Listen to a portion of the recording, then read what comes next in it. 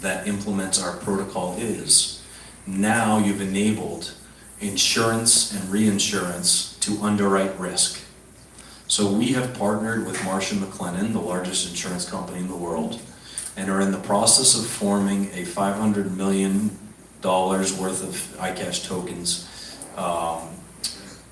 captive insurance company in Bermuda, such that at any moment in time, we can underwrite and insure up to $500 million worth of transactions as valid, which is a major step forward, not just for Icash, but for the entire industry.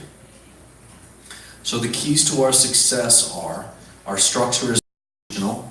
You know my partner Jonathan's background, you know my background. Our team is built for institutional quality scale and structure. We can sit with global regulators, we can sit with the top exchanges in the world, we can sit with Fortune 500 companies and transact with them. We've been doing it for over 20 years. Our compliance with local regulations is a key to our success. If we are viewed as compliant by local regulators, and if institutional investors can take comfort that our product and our token is something that they can legally hold, the volume of potential buyers of that token is massive compared to the volume of people currently investing in our space. And the fact that our structure gives immediate liquidity to investors is unprecedented. The fact that this space allows for anybody to invest in what is in essence the seed round of funding of a platform is unbelievable, and we're very proud to be a part of it. So I'll talk very briefly about how our ecosystem works. And if you understand smart contract platforms, this will be very clear. But if a smart contract is person A and person B entering into a contract on event C for amount D, and the data that settles that contract is inaccurate, one of those people is very angry, and there's nothing they can do about it. By introducing our protocol, we introduce an added layer where the data input that settles the contract introduces a period of time in which the contract can be contested. So if either participant in the contract disagrees with its settlement, it can halt the settlement, the settlement from irreversibly entering to a blockchain. It can elevate the data from that settlement to a network of delegates on our portal who have a skill in the sector relevant to the contract and who are available to the network at the time necessary. Those delegates are directly compensated for their work, which is also very exciting because we've structured this in a way where there's demand for our token to be escrowed into every contract that hypothetically wants our protection. And if they don't activate our protocol, the entirety of that escrow is redeemed to them. So there's zero cost to the user and zero tax on the network. However, by escrowing into the contract, you preserve the optionality of activating the protocol, and basically you've prepaid for that insurance. If you activate the protocol, the original cost to you is 25 basis points, or 0.25% of the entire contract amount, which means the only time that you will be charged that is if you truly believe that you have 400 times as much to gain or to lose than the cost to enter the adjudication. Which means that we've structured this in a manner where there's no reason why any participant will not use it. And if there's no reason why any participant will not use our technology, the demand for our token and our technology will be spectacular. This is a bit more complex and I won't get into it, but it just shows the multiple steps that our network takes on. So you'll notice in the bottom here, this is our platform within the green dots. This is the exclusive node that interacts with a blockchain. In this example, it's an Ethereum node. So we will deploy our technology such that it's executable on the Ethereum blockchain. This node can be swapped out for an EOS node very easily, and we can deploy the technology on EOS. Or this node could be swapped out for a private blockchain node, and it can be deployed in a private blockchain environment where we already see blockchain being adopted and adoption occurring and demand existing. With this being the case, we don't need to wait for blockchain scale to come. We can be deployed immediately in private permissioned environments where blockchain is being adopted by Fortune 500 companies, and our team has the capacity to execute that.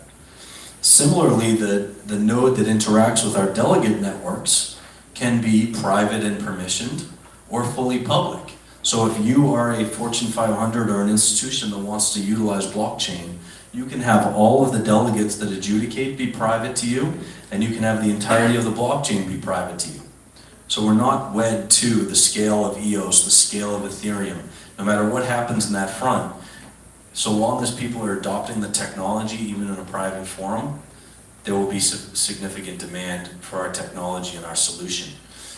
Also, what this means is holders of Icash tokens and those that participate in our sale, which is live now, both on sale.icash.io, as well as through an exclusive partnership with Liquid.com, which is known in the region CoinEx. They recently launched an ICO portal where we are one of the first 3 tokens to be accessible on that.